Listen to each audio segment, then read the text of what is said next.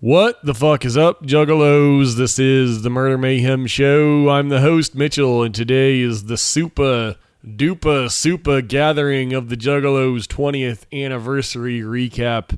Yes, that was the shit that went on from the end of July to the beginning of August, which you should already fucking know. Hopefully you were there.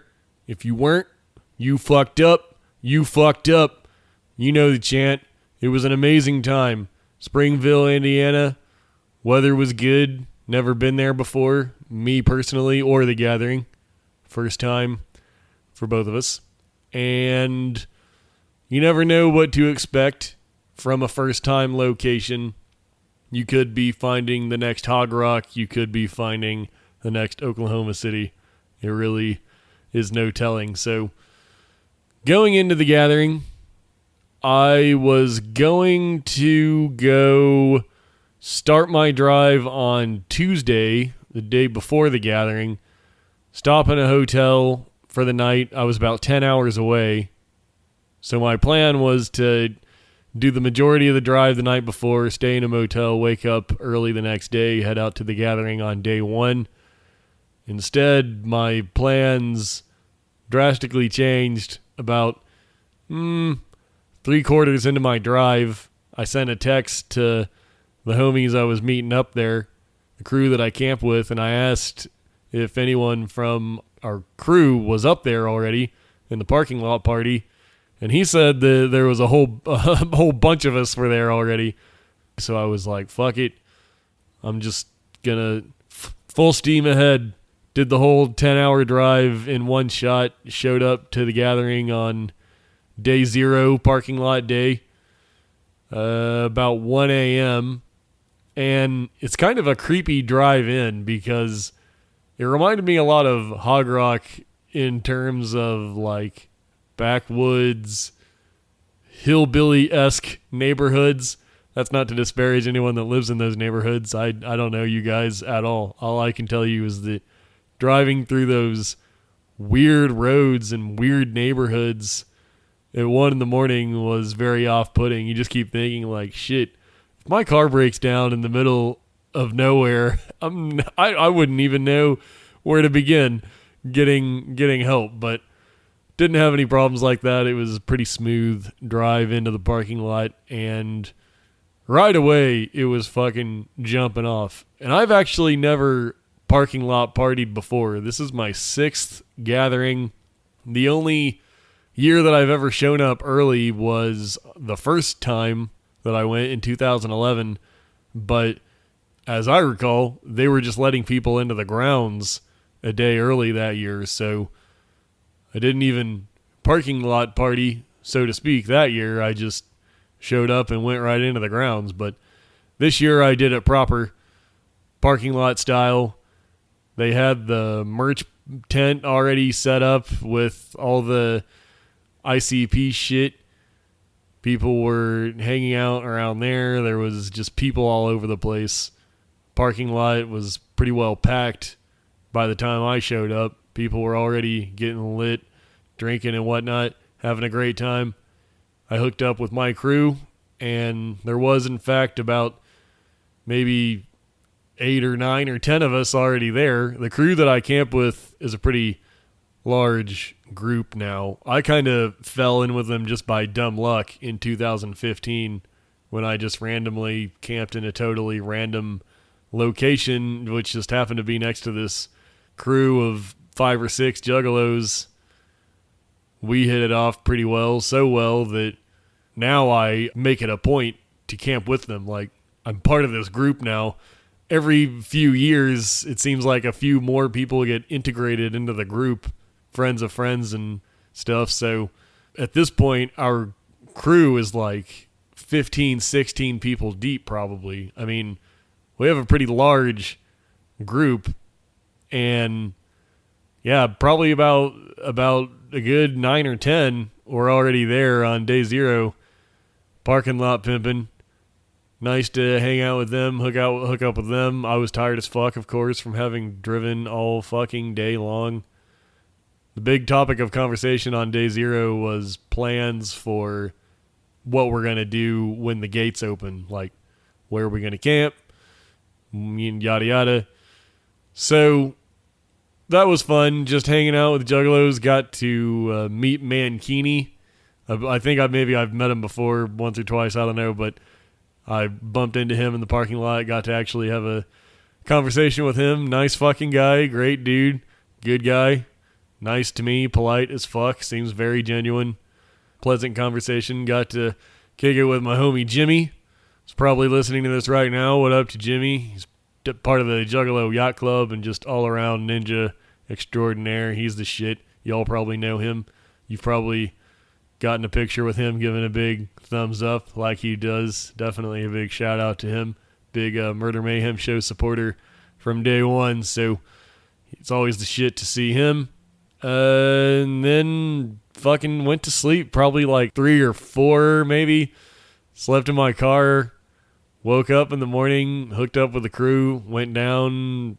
One of the members of our party went down and found a spot for us that was big enough for everybody. And we have a pretty big setup. You know, we got the canopies, we got the cars.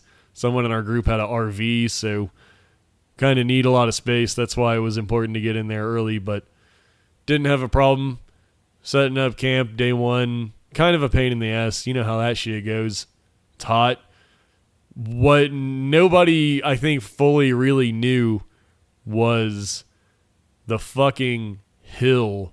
Now, from the parking lot down to the grounds, you're walking down a steep fucking hill, a long path. Like, the map is very misleading, as it always is when it comes to distances and things. So the map kind of makes it look like that it's a fairly compact area. It's really not. There was a long, long path from the parking lot into the grounds. So went down there, kind of scouted out with the homies. Of course, if you were at the gathering, you know that there was no cell phone reception on the grounds. It was also like Hog Rock that way. So once you get into the grounds, you kind of just have to look around for your friends.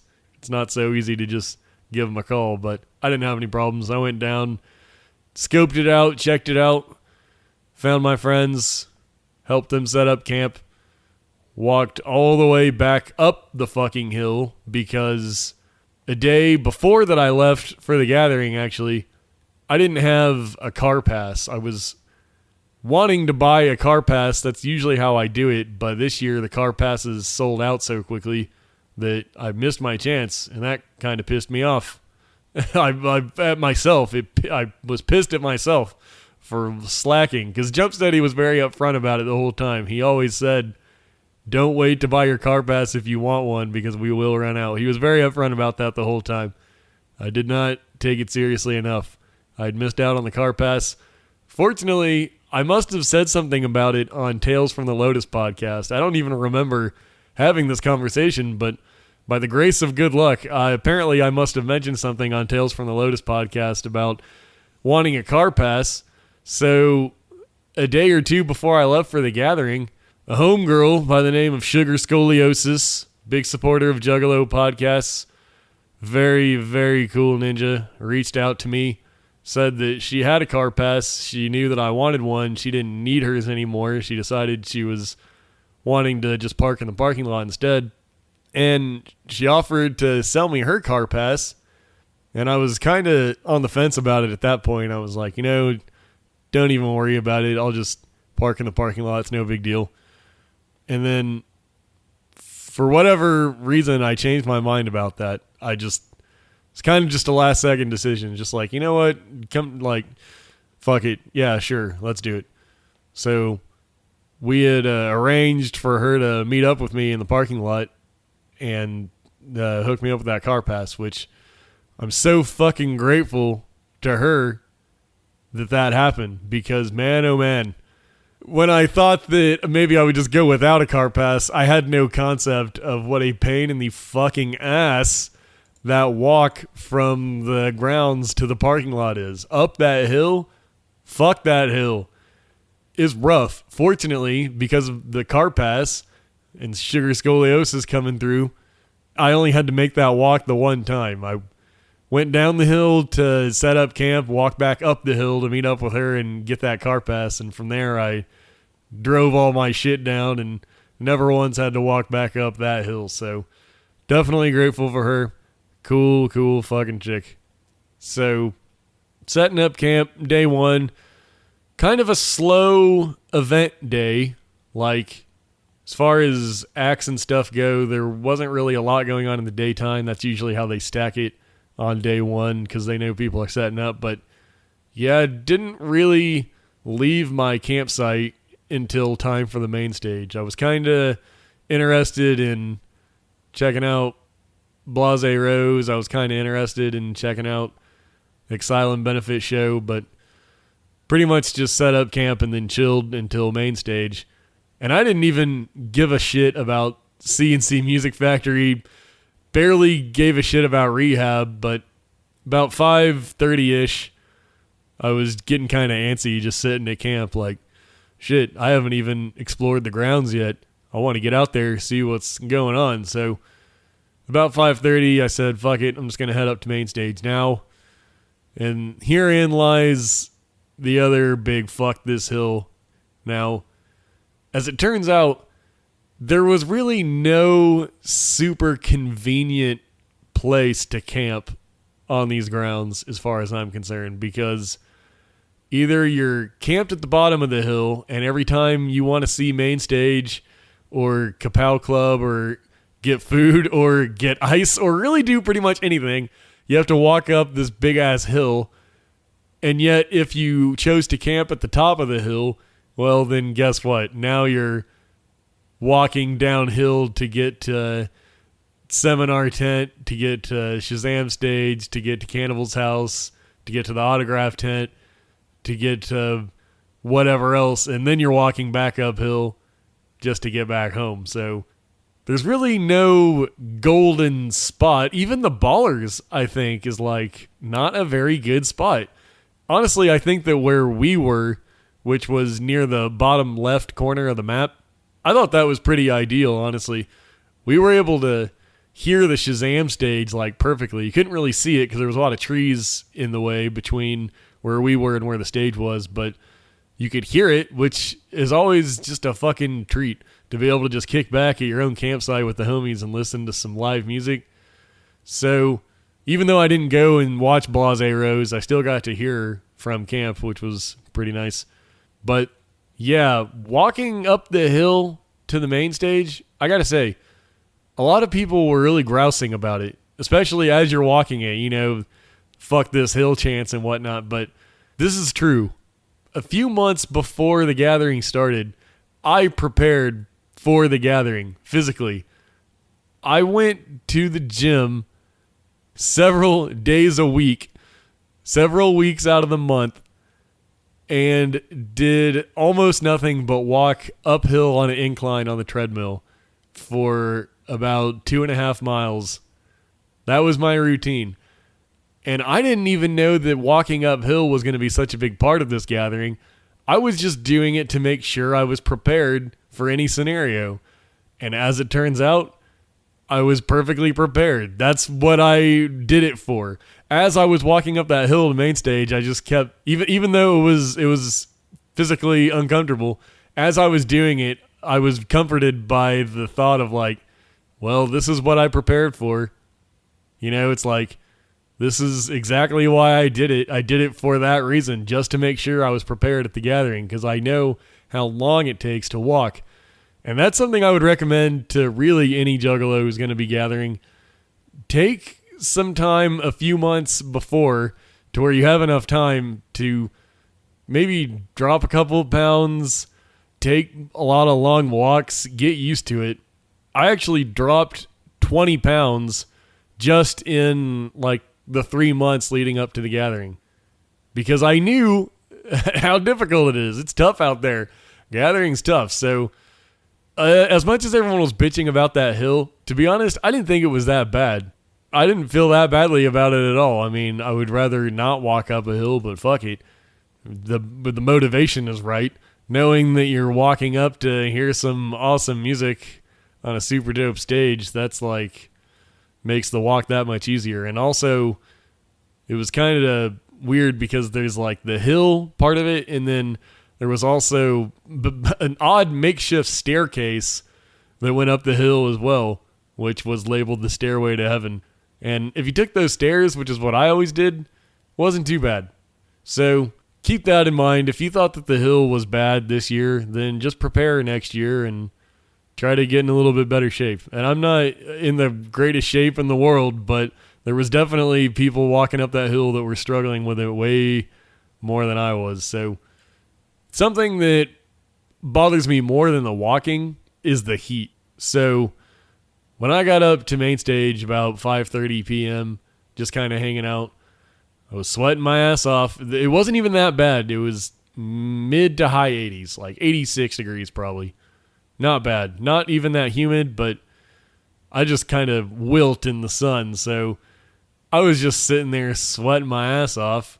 Of course, I come from Oklahoma where it's a fucking 100 degrees in the summer. If you went to the Oklahoma City gathering, then you know how that shit is. So compared to that, it was a relief. But still, not into the heat. Didn't give a shit about C&C Music Factory. I only went up there as early as I did because I was anxious to get out and see the grounds. C&C Music Factory came out. It sucked. It's one guy, lame as fuck. I mean, I don't know shit about C&C Music Factory. Then again, who the fuck does? They have that one song. The one song that you wouldn't even know the name of the group. No one even knows the name of the song. They just, unless everybody dance now. That's the only thing that anybody recognizes from this group. So I didn't give a rat's ass about that. And sure enough, it sucked. It was one guy rapping over a recording. Someone, another juggalo in the crowd, I made some comment about how it sucked. I don't even remember what I said. I'm always talking bullshit to other juggalos when I'm hanging out. And someone told me that the guy that was there wasn't even like part of the band initially. I don't know how this guy had so much C&C knowledge, but I guess the guy that raps in that song wasn't actually part of the group. He was hired to do that rap, and somehow, due to various weird litigation and whatnot, he was able to get the rights to the name C&C Music Factory. This is all according to just some ninja at the stage. I'm not personally vouching for it, but he certainly seemed like he knew what he was talking about. So it was just stupid. He did Everybody Dance Now for like what seemed like 10 full minutes. And then he did some other bullshit. It was very weird. He had a woman on stage with nunchucks, which could be cool if it was part of some kind of bigger set piece. But as it was just like, what the fuck is this? It seemed like low rent. Like it seemed like he knew his stage presence was lame as fuck. So he just like picked up a fucking nunchuck ninja on the way to the stage. It seemed half-assed and lame, and the music sucked, and that sucked. So C&C Music Factory, that was a big thumbs down for me. Up next was Rehab, and I actually have a lot of thoughts about Rehab because I really liked Rehab back when they were first coming out, when it was Danny Brown, or not Danny Brown, fucking, what's the dude's name? Let me look this up real quick. Danny Brown, that would be cool, but Danny Boone, right. When it was Danny Boone and dude Brooks Buford who did like the rapping, I thought it was a pretty sweet mashup. Like, I was into that old Rehab shit, and then after the rapping guy left the group for whatever reason, I have no idea, it lost like what made it so cool to me. So I still kind of check in with Rehab from time to time. Not really, but you know, I know a handful of their songs, and so I like them okay, but I wasn't super gassed up about seeing them. But they did put on a great show. They really did. So definitely wasn't mad about sitting through that. I enjoyed it, and they did a lot of the songs that I knew, so that was fun. No complaints about that. Ouija Mac up next. Was definitely gassed up to see Ouija Mac, and he did a great show. He always does. Kind of a weird placement for Ouija Mac, I would say, and I've seen some discussion about this on Twitter, and I'm inclined to agree with it. 8 p.m. on a Wednesday, it's like, seems like kind of a weak spot for one of your heavy hitters like that. But the way I look at it is like, Ouija just opened for Shaggy on the Fuck the Fuck Off Motherfucker tour back in like February. And then he opened for ICP on the Fury tour. So it's like, maybe it's good to kind of like pull him back a little bit. Like, you don't want to make people feel like something is being forced on them. So it probably was a good time to be like, let's pull him back out a little bit, push some other people up into the spotlight for now. I mean, he has nothing to complain about, nor was he complaining. He seemed happy to be there, put on a great fucking show, that's for sure. Killed it, did a great job, and that dude's fucking going places. I stand by that. I've been saying that for the last over a year. That dude, future of the wicked shit, no joke. That's the truth. I believe in him. I believe in what he's doing. Smart guy, good head on his shoulders, as far as I can tell. So, Ouija Matt, great job to him. Ritz was up next. Fucking love Ritz. One of my top current favorites for sure. As far as like dudes that are out right now, current dudes. Ritz has been one of my favorites since his fucking White Jesus mixtape, before he even got signed to Strange. I always play the hipster card when it comes to Ritz. I was fucking down with Ritz before Strange. And you can thank Twisted for that, because Twisted was talking up Ritz before he was signed to Strange. They were on board with Ritz even back when they were still on Psychopathic, so that shows you how long they've been spreading the good word of Ritz. That's how I heard about Ritz. I've been following his career thoroughly since then. Big fan. Just saw him on the Fury tour. Killed it there. I've seen him at the Gathering before. Always kills it. Killed it fucking this time. Did a great job. He was out there repping his new shit, Clientele, his new label, because now he's off Strange and now he's doing his own shit. That dude's fucking rocketing to the top, that's for sure, heading to superstardom. Up next, already at superstardom, probably. And speaking of superstardom, up next, Morris Day and the Time, 10 o'clock. Now this is a fascinating one for me, because I was very vocal on Twitter about not giving a shit about seeing Morris Day and the Time. Because my whole thing was like, okay, I guess they're legends and all, but I'm not going to front like I'm their biggest fan when the truth is I don't know shit about them other than that they have some kind of affiliation with Prince and that they are in the Jay and Silent Bob movie, which is not a good enough reason for me to front like I'm the world's biggest fan. I mean, believe me, it's awesome that they're in that movie and all, but it's only funny because Jay and Silent Bob. You could have plugged any band into that part and it still would have been funny. The fact that it's Morris Day and the Time meant nothing to me in the movie. It meant nothing to me going into the Gathering. I was saying on Twitter beforehand, like, I'm probably just going to sit through it because it happens to become between Ritz and Guar, which, by the way, how fucking awesome is that lineup? Ritz, Morris Day, and Guar. Where the fuck else are you going to see that shit? You're not going to see that shit fucking going down at Coachella. That is unique to the Gathering experience. But I gave him a chance. I watched the shit. I went into it skeptical as fuck, not caring, only knowing Jungle Love, not knowing any other song they've ever recorded, not even really giving a shit about Prince, to be perfectly honest with you. I respect Prince's legacy and all. I never really listened to his music. He's got some hits that I like, but certainly not so many that Morris Day was exciting to me. So I went into it skeptical as fuck, and this is a great example of going into something skeptical and totally turning around on it, because man, oh man, Morris Day and the Time, let me tell you, hands down, by far, the most unexpected, pleasant surprise of my entire Gathering. In terms of no expectations to being totally blown away, they fucking killed it. And the audience, they seemed a little hesitant as well. Like, it wasn't just me. Like, for one thing, Morris Day and the Time, it was kind of a long wait for them to come out, which is always like the first strike.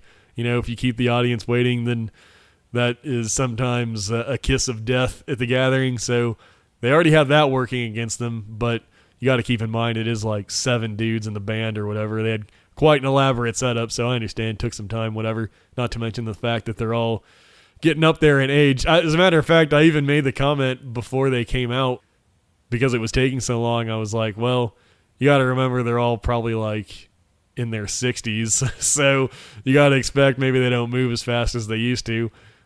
I was dead wrong about that because they came out doing the kick steps. I've never seen so much dancing on stage at a gathering in my life. And you can quote me on that. I've only been to 6 gatherings, but it is nonstop dancing at Wenesday and the time on stage. The entire group just like dancing, doing little moves, little steps the whole time. You could tell they're very well rehearsed, very professional, very much in sync with each other. Killed it. I don't know shit about the band. I don't know in terms of original members versus new members. I have no idea. All I know is that they all fucking killed it. They fucking won over the crowd in a big bad way because they were getting water balloons. Yeah, they were getting the water balloon treatment. They were getting the water bottle treatment. There were definitely members of the time on stage getting direct hits with water bottles. And you know what? They fucking passed the test. They didn't lose a step, and that's what you got to do. You get hit with shit like that at the gathering, you walk off stage, fuck it. Then you're remembered now as some fucking bitch ass busters who couldn't hack it at the gathering, and that's how you go down in gathering history. That's a real make or break moment for you as a artist on stage. You get hit with a water balloon, how do you handle that shit? And they fucking handled it the way you handle it, by not losing a step. And they were very respectful. They were calling the juggalos by name, calling them juggalos. They were calling the gathering, doing all the right stuff. You can tell when someone's saying it to try to get over, but they really have no idea what they're talking about. That was another thing that I worried about. I was like, these dudes aren't going to know what this is. They're not going to understand the gathering at all. But I was wrong. I mean, either that or they faked it incredibly well because they were doing call and response, lines to the juggalos, calling out in the crowd and shit, saying it right, pronouncing it right. And by the time Morris Day, in the middle of the song, he goes, "Everybody get naked." It got a huge fucking pop. I don't know if everybody got naked or not, but the crowd loved it. By that point, everyone was on board. I remember that moment. He goes, "Everybody get naked." Everyone fucking lit up. And at that point, there were no more water balloons. And that was only a good 20 minutes into the set. I mean, he probably did upwards of an hour. I don't know. He went on for a while. It could have been over an hour for all I know. It's tough to keep track of time at the gathering. But certainly by about a quarter into his show, everyone was on board. He was fucking killing it. And it didn't matter if you knew the songs or not. It was live as fuck. So I hope they had a great time because I had a great fucking time watching them. And I have no problem admitting when I'm wrong about something. I was wrong about that. They fucking killed it. So definitely major props to Morris Day and the time. Gwar was up next. And although I was only sitting through Morris Day to get to Gwar, I was running out of fucking juice at that point. Keep in mind that the night before, I drove 10 straight hours to the gathering, slept maybe 2 hours in my car, set up camp all fucking day long.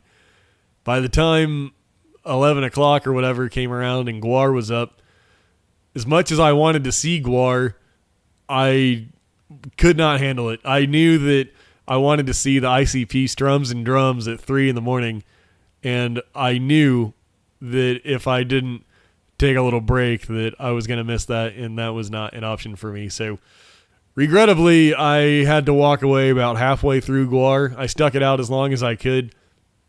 I've only seen Gwar once before, and that was at last year's gathering.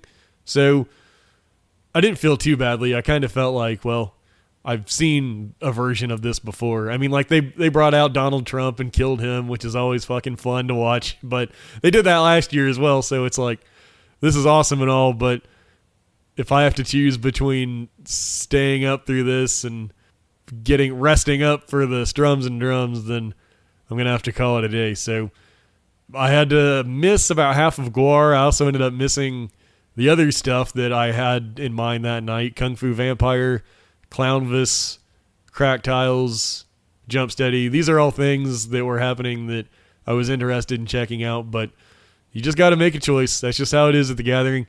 And that day one is rough in terms of like staying awake, having the energy to get through that shit. Day one is definitely the roughest. After that, it's like, it's not too bad as long as you plan your sleep strategically, but that day one can be pretty brutal to get through. So had to make a choice, had to crash for a couple of hours, set an alarm on my phone for 3 a.m. or whatever.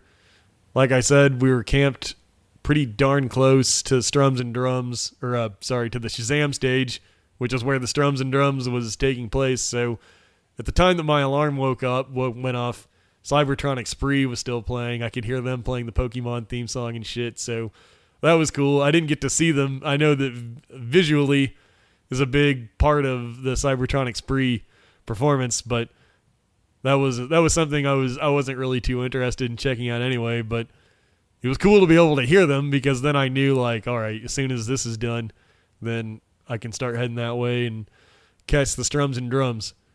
So the Strums and Drums ICP acoustic set, this is only the third time that they've done it. The first time was Big Ballers last year, and then they did it at South by Southwest. This is only the third time, and I think the gathering was a good place to do it, because this is going to be the first and possibly only time for a lot of ninjas to check it out who weren't able to go to those other two events, myself included.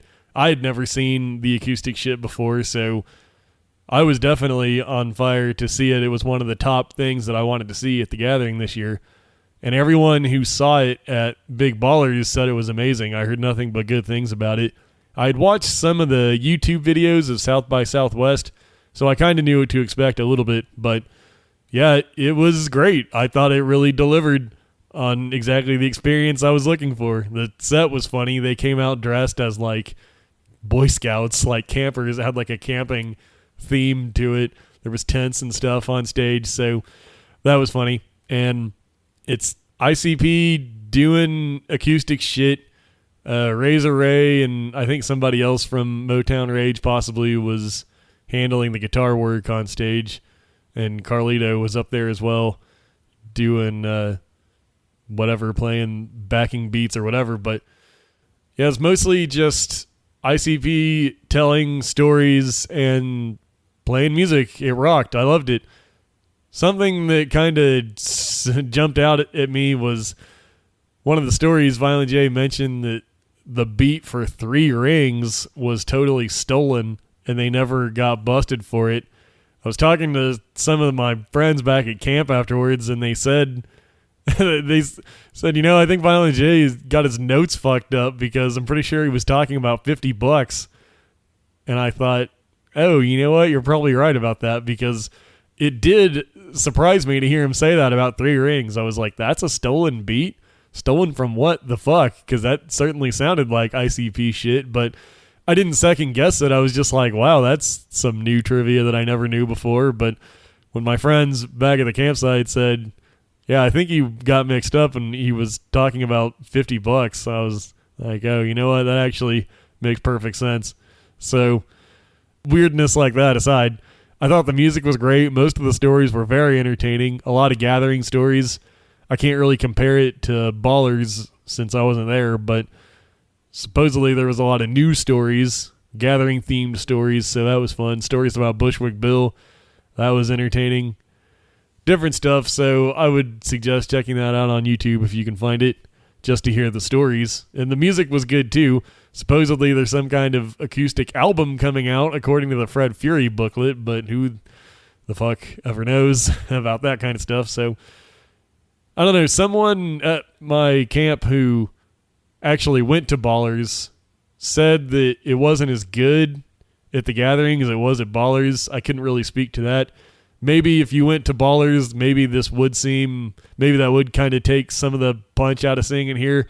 I don't know, but as a first-time person who had no experience with the acoustic at all, I really enjoyed it. That was certainly one of the highlights of my entire gathering. Certainly the highlight of the day. So that was good. That was a good night. After that, went back, crashed, slept fucking great. Slept better at the gathering than I fucking do at my house most nights. Got a good 6.5 hours at least.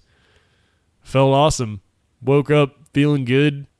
Probably woke up about noon, perhaps, on Thursday. Thursday was where shit really started kicking up. I had my eye on a few can't miss things. 20 years of gathering seminar, Ouija Max seminar.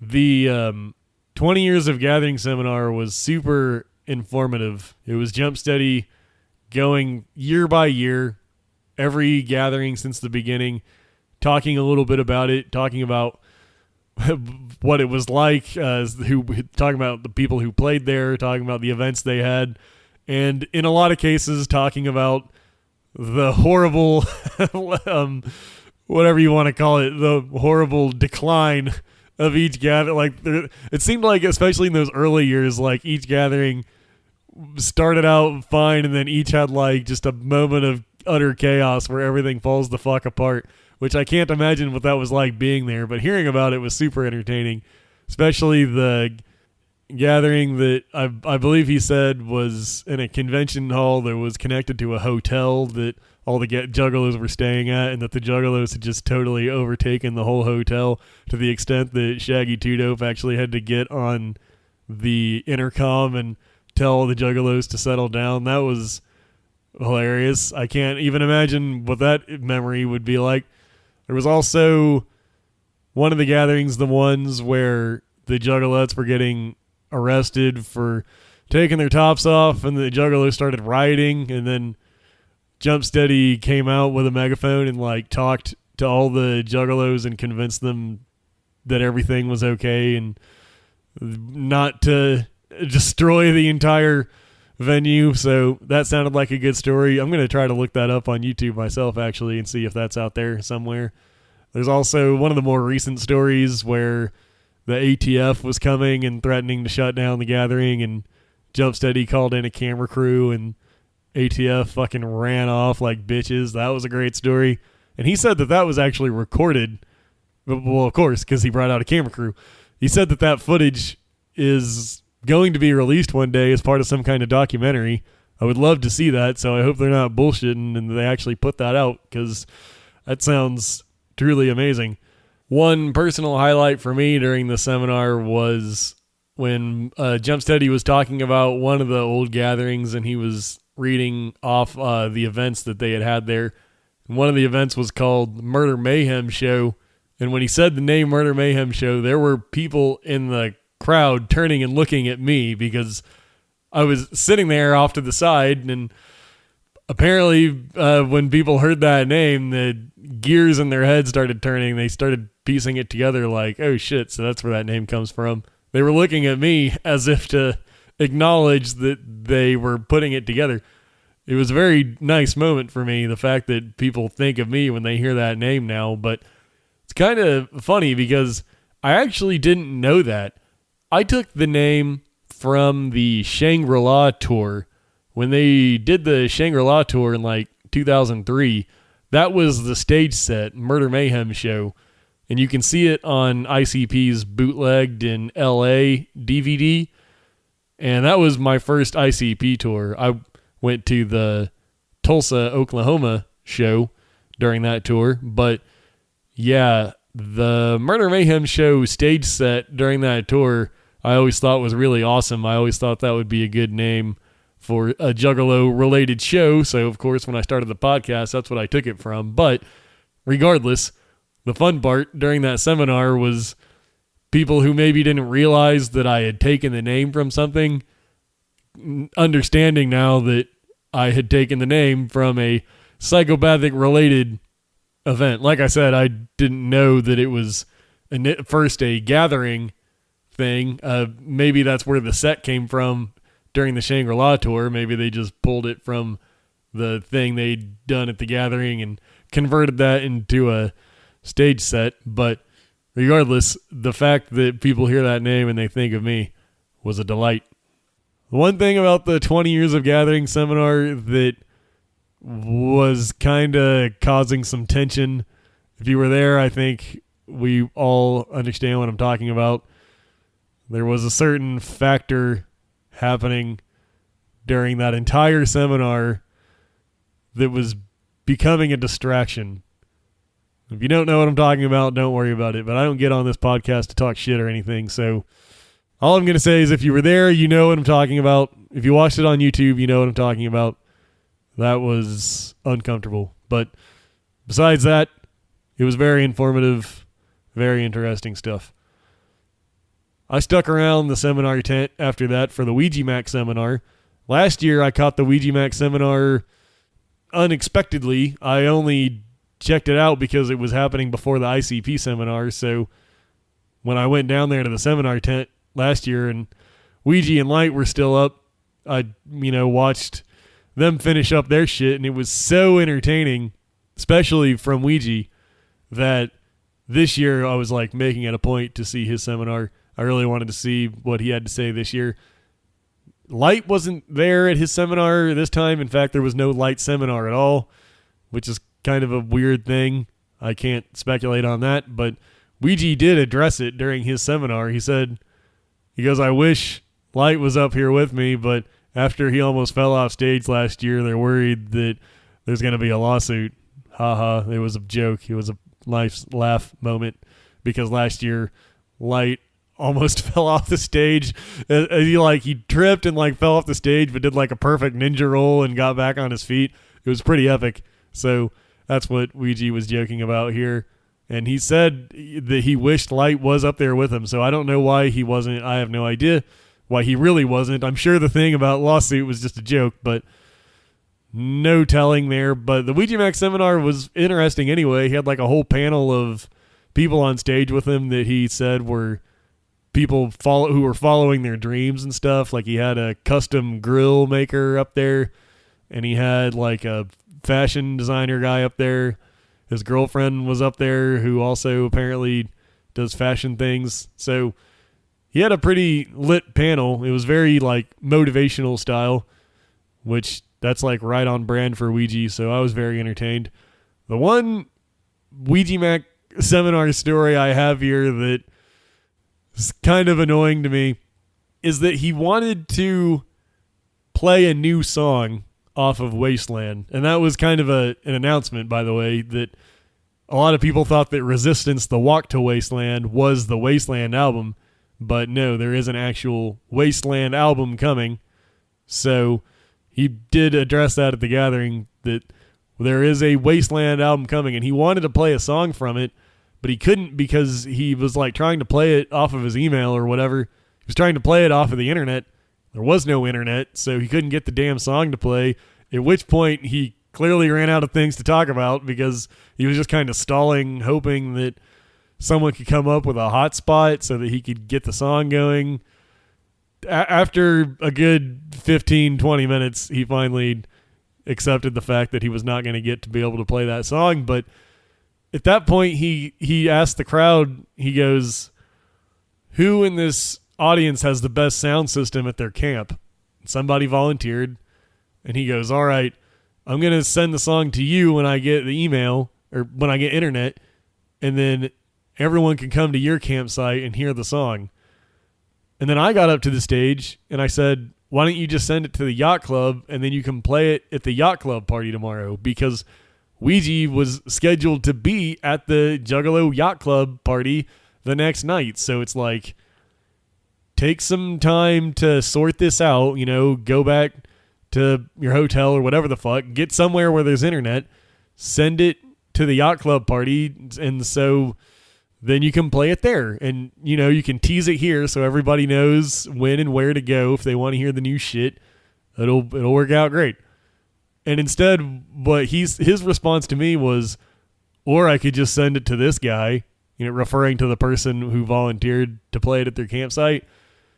And it really seemed like kind of rude to me the way he just dismissed my idea like I was being an idiot, which I stand by the fact that my idea is better, because not to take anything away from the guy who was going to play it as a campsite, but it's like, what are we supposed to do now? We're supposed to find your campsite. I mean, he got on the mic and said where it was and everything, but it's like, okay, so we're really supposed to just walk around and find your shit, and then you're supposed to what? Just stay tied to your car for the entire rest of the gathering? That way anybody that walks by, you can play the song for them? The plan didn't make any sense. As opposed to playing it at the yacht club party, where we all know when and where it's going to be. It's going to sound better coming out of the Kapow Club speakers. It's going to build up hype for the party. You know, you can say, if you want to hear my new shit, come to the yacht club party. That'll be an extra little bit of freshness for that. But I didn't argue with him because, you know, it's no sweat to me if he wants to do it his weird way. It just felt like one of those things that was like, he dug his heels into that idea because that was the first idea he thought of, and he was dead set on doing it that way just because it was the first thing he thought of. Now, I love Ouija Mac. He's a very smart dude. Good guy. Nice fucking guy. I've had a few interactions with him since he's been signed to Psychopathic. Always been super pleasant, polite, good man, great man. Not talking shit at all. Not even a little fucking bit. Is that clear to everyone? Good guy, smart guy, like him a lot. All I'm saying, my idea, a little bit better. That's all I'm saying. That's all I'm saying. Definitely love Ouija. I actually bought his Resistance Walk to Wasteland mixtape at his merch booth later that day because that was something that I definitely wanted to get my hands on. So definitely a big supporter of Ouija Mac. Let's not get that shit twisted at all. I just wanted to share that story because I stand by it. I still think he should have just played it at the yacht club. But hey, no sweat off my back. After that was the ABK seminar. I opted out of that one. Instead, went back to camp, hung out pretty much for the entire rest of the evening up until Supervillains. I didn't check out any of the main stage until Supervillains. And Supervillains was really awesome. I liked it a lot. It was, of course, ICP and Isham. They came out with the ski masks that had the playing card suits on their head, diamond, club, and spade. Fuck the heart. We don't need the heart anyway. That's no diss to Lavelle. I'm just saying as a group, Supervillains, it should have always been this way to begin with. They didn't do any of the tracks off of Furious. They just did ICP and Isham songs, which are fucking better than anything on Furious anyway. The set was amazing. It looked like a house that had been home invaded, basically. Blood all over the walls with a Supervillains logo on the wall and blood. There was a woman chained to a bed. It was awesome. It looked really cool. Music was great. They did a lot of songs that you don't often get a chance to hear live. So that was cool. Like Candyland. That was a good one. Most of the songs were just Jay and Isham. So Shaggy was kind of more just like providing support, but you know, Shaggy's the shit, so he definitely brings a lot of stage presence to the mix. It was awesome. I had a great time watching that. That was one of my gathering highlights, watching the Supervillains. One thing that has to be fucking addressed is the fireworks. I asked you people so nicely, let's please not burn this place to the ground.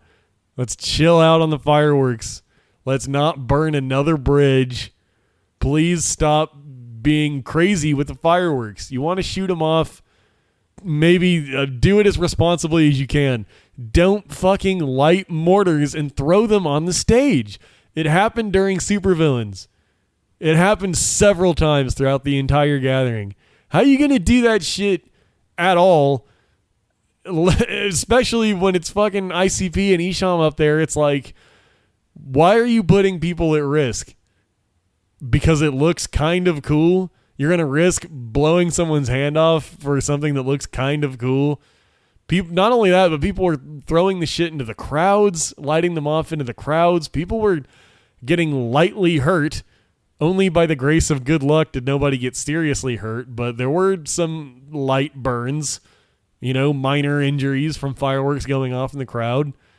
It's not worth it. Just stop doing it. If there's one thing you can take away from this entire recap, it's that. Please, we need to get it together on the fireworks. And Jumpsteady even mentioned during the 20 Years of Gathering seminar that that's why we're not back at Legend Valley this year because of the fireworks. And I knew it. This is what I said the entire time going into this gathering. I said, I guarantee it's because of those fireworks. Sure enough, you should have listened to me. Chill out with the fireworks. There's going to be no more gatherings if you keep it up like this. Not just no more gatherings at this venue. Not just no more gatherings at Legend Valley. There will be no more gatherings if you keep doing this. So, aside from that, the performance was the shit. Supervillains killed it. Great stuff. Great job. After Supervillains, I made my first trek to the shower. Let's talk about gathering hygiene.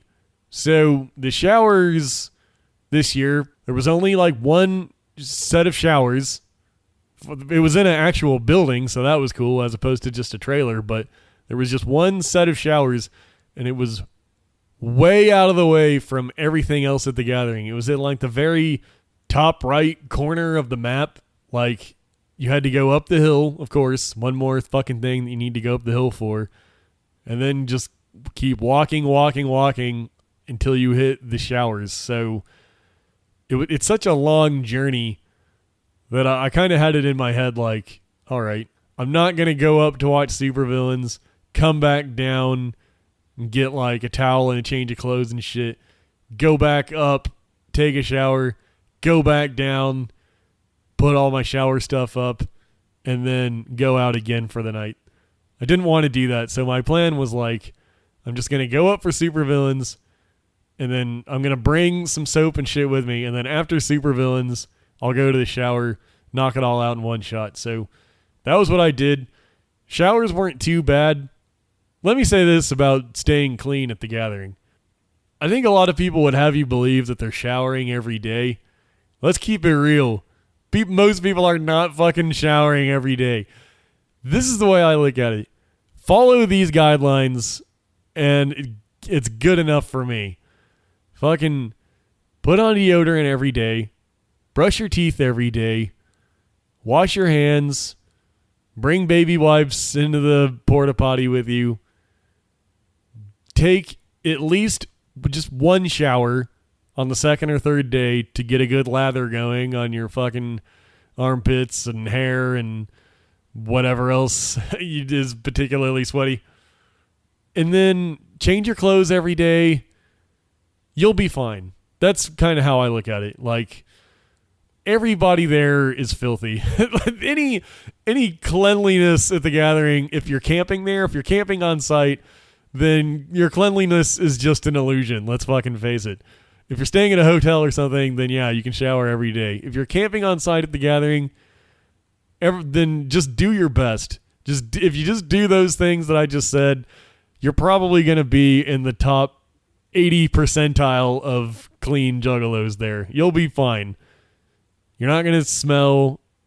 I also tend to dump a bottle of water on myself each morning as kind of a shitty wannabe shower just because I hate the feeling of being sticky and sweaty. But as long as you put on deodorant, brush your teeth, wash your hands, baby wipe, change your clothes, get at least one good lather going in the shower, you're going to be fine. That's the way I look at it. So if you're someone that feels like you need to walk all the way to the shower every fucking day, more power to you, but it's just not worth it because you're not going to stay clean. With all that walking and sweating, come on, all that sunscreen that you should be putting on, you really think that you're going to stay clean by taking a shower every day? Shower was nice, though. I mean, pressure was good. It was warm. No complaints about that, so I did that. I, again, missed out on some things that I wanted to see. Randy's cheeseburger picnic would have been nice, but I was taking that shower. It was a long fucking walk. I didn't take the trolley one time, by the way. There was a trolley going around the gathering the whole time, but they kind of fucked up. Hopefully, if by random good chance we actually do get to have it at this place again, something that they could learn about the trolley system is to not have the trolleys just go around the entire gathering. There's no point. When you do that, you end up with people that just ride on the trolley just to have a fun time and shout from their megaphones and stuff. So what you should be doing is a trolley that goes just up and down the hill to main stage, and then a trolley that goes just up and down the hill to the parking lot. That's all you need. And crack down on people that are riding it for fun. If you're just going up and down the hills, then you're probably already going to eliminate most of that because that's not fun. Nobody wants to just hang out going up and down a hill all day. So you're already going to fix most of the problem that way. But you also need to crack down on people that are just riding it for fun. Tell them to get the fuck off because there's people that actually need to use those trolleys to get up the hill. I didn't because, like I said, I felt prepared. I was able to walk anywhere that I needed to go, but it's just selfish to ride that thing around for fun, and you don't need it to go around the entire gathering. Up and down the hill is enough. That'll get you pretty close to most everything. You know, if you take a trolley to the bottom of the hill and you want to walk to the seminar tent or whatever, I mean, you can do that. It's just dealing with those hills is really all you really needed the trolley for, if you ask me. So I didn't take it one time. I instead walked all the way back from the showers back to camp. It took a long fucking time, but what are you going to do? Missed the cheeseburger picnic. I'm a big Trailer Park Boys fan, so I'm sure that was fun. But my big thing for this night was Bruce Brothers' Men in Black seminar. That was what I had my eye on for the night, and I knew that I was going to think it was dumb. Like, I've seen the Juggalo show enough times where they talk about aliens and shit. Sometimes they get Violent J on there. And when you get him and Jump Steady together talking about aliens and shit, man, they just go off. And whenever I hear that, I never really jump on board with it. It's always kind of an eye roll cringe to me because I don't buy into 99.9% of that shit. I mean, you want to say aliens exist out there, I'll meet you halfway on that. But when you start getting into like some of this shit, it's just stupid in my view. I'll just be blunt about it. I just think a lot of that stuff is stupid. So when they said that they were going to do this Men in Black seminar, I made the conscious choice to be like, I'll go check this out. Because anything that helps me get into the head of Violent J is inherently interesting to me, even if I don't particularly agree with what he's saying or thinking. But I'll go check it out, and I won't heckle it. I won't be mad that I'm there. I'll go into it with an open mind because I know that I have the choice of seeing other things. Like, I know that if I'm rolling my eyes too hard, I have the option to get up and leave, and if I choose to stay and watch it, that's my choice. And that was the mindset I went into it with it, and sure enough, I found it to be dumb as fuck. Obviously, a lot of other people did, because people were getting up and leaving during it. The people that I went with got up and left, and there was also other people in the crowd getting up and leaving it.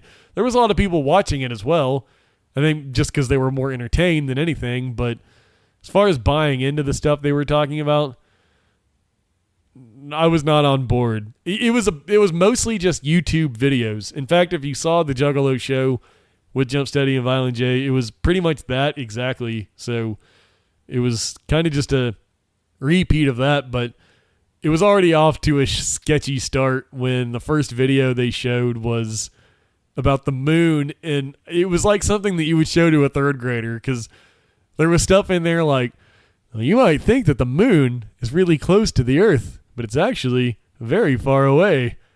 I remember hearing that and being like, oh no, this is not a good start. The moon is far, you say? No.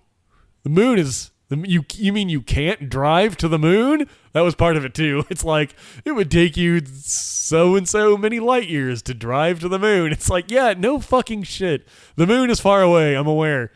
So, I don't know. I thought it was pretty stupid, but hey, that's my choice. I went into it with an open mind. I think that that's all that Jump Steady and Violent J would ask, is just to go in and take in the information.